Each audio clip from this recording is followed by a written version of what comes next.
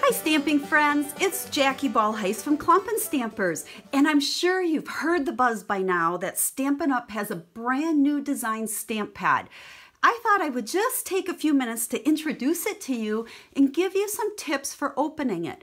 Now that might sound a little silly, but some people are struggling opening them, including myself. So I want to show you how to open them. Now that sounds silly, but if you can think back to many years ago when Stampin' Up! First introduced this ink pad, it was totally different than anything on the market. You know, the whole idea behind the ink pads is it's stored automatically upside down because we're told to store our pads upside down, and before Stampin' Up! Invented them, we had to just store them literally upside down. Now the ink stores upside down for us. But when they first came out, we all struggled because it's that first you gotta push, then you gotta grab and flip and slide. Well, now I swear I can do this in the dark with my eyes closed, you know, one hand behind my back probably. And it became easier and easier as we got used to them. Well, it's the exact same thing with these new pads. Now they still store the ink surface upside down, but the difference is you don't push to open them. Think of it like a compact, like what makeup comes in. So I found the easiest way to open these is to actually grab it like you would a compact, and you just literally open it up.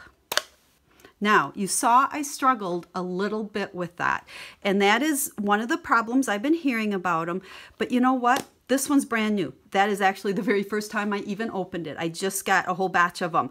But the more you open and close these pads, the easier it's going to get. You know, I wanted to show you this. It's my Cajun Craze that I've had for ever, okay, but I don't use this very often. And when I open this one, I have to push pretty hard. It actually is a little bit harder to push to get that click as opposed to Old Olive, and that's because Old Olive's probably been opened 1,000,000 times. And the same thing is going to happen with these pads. The more you use them, they're going to get easier and easier to open. It is a really tight fit though, but that's a good thing because we don't want our ink to dry out. By having a really nice fit and a really nice seal, your ink is going to last a lot longer without having to re-ink them. So the first step to opening these is simply turn it like a compact, open it up, okay, and then once it opens, this will slide in there kind of the same way our other ones slid, okay? So then to close them, there's a little lip here, so you can just grab it and pull, or I like to actually push a little bit here with my left hand, push and pull at the same time to get it started. Go ahead and pull it and flip it, and there you go. It just flips closed. You don't have to slide it in for that final little thing. Now, a couple little tips, and this I learned, like I said, they're going to, and make sure it snaps closed. When you go to open these, and like I said, they're a little difficult at first, and this sliding part is difficult at first. A little tip I found that really helped me is I took a candle, yes, just a little ordinary birthday candle, and I went in and I waxed the inside of this. Now, it might seem a little bit silly, okay, but I kind of think of it as like I'm preparing my ink pads for use.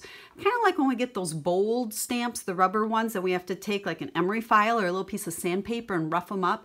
We're preparing them for use. So we're going to prepare this by putting a little candle wax there, a little bit here. I even put a little bit on the edges.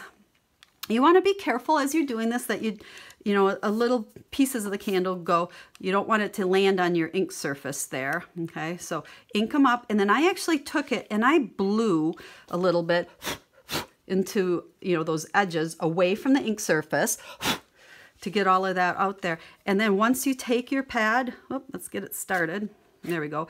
And you move it back and forth several times, it really starts sliding a whole lot easier. So we're going to open like a compact, and look at how much easier that slid already. And it's going to get easier and easier as you go. Now, like with our other pads, when you flip them over, there will be stickers on the back. This is the Mary Merlot, so I like to just use my little piercing tool there to pull that off, and then we'll go ahead and put that on the end here, just like in the past.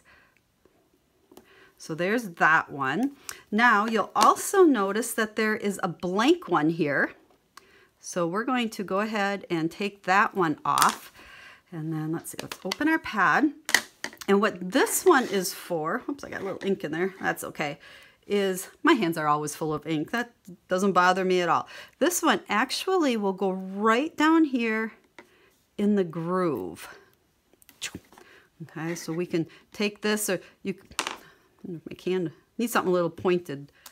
How about our little scoring tool here? Okay, press that down in there. And then if you want to, I am taking a fine tip Sharpie marker, and let's see, let's make sure we spell this right. Mary Merlot. I'm going to write right down in here, Mary Merlot. So now when our pad is closed, it makes it very obvious what color I have there. So if you're going to do watercoloring with them, you can have them, you know, sitting this way, and you know, you can still see it there, or you can even put another sticker inside. Let's see, I think I have my, nope, I have a lot of my pads. So that's what the stickers are for. Now you also are going to want to, after you've used your stickers here, peel this piece off the back. Take the extra stickers off here that you're not using. They have them for all the different languages, but this will make your pads stack better. This one hasn't even been opened yet, but they have little grooves right there and little dots in the other one. Let's go ahead and open this one. Let's see here. So these will actually stack nice on top of each other. And look at how nice and slim that makes them compared to stacking two of these. Look at the difference there. It's, you know, probably less than 1.5. So they're definitely a lot flatter. The ink surface is the exact same size. It's raised up. Just like our other pads, this is the same. It's raised up. And the other thing that Stampin' Up! Has done, as they made these new pads, they reformulated the ink, and it has what's called a defoamer in it. I don't know if you've ever re-inked your pads and you've gotten like little bubbles on them, or even brand new pads, you open it up in little bubbles. It's kind of a foam that's in the ink. So with the defoamer in it, you're not going to have that problem. So you're going to want to, when you buy new pads, if you want to, you know, buy a brand new pad in a new style, and say an old olive, and you already have an old olive, I would highly recommend you get the new re-inker. Now, Stampin' Up! Is saying you can use an old re-inker on a new pad. It's totally fine, but you're going to lose that defoaming property with it. So that's kind of my advice. So anyway, if you have any questions, let me know. I hope these tips were helpful to you. I know some of you have already gotten some of the new ink pads. And like I said, there's a little bit of a learning curve, just like with everything that's new. But I think once you get used to them, you're going to really grow to love this new design. So let me know if you have questions or if I can help you in any way. Have a Stamp Happy Day, guys. See you later.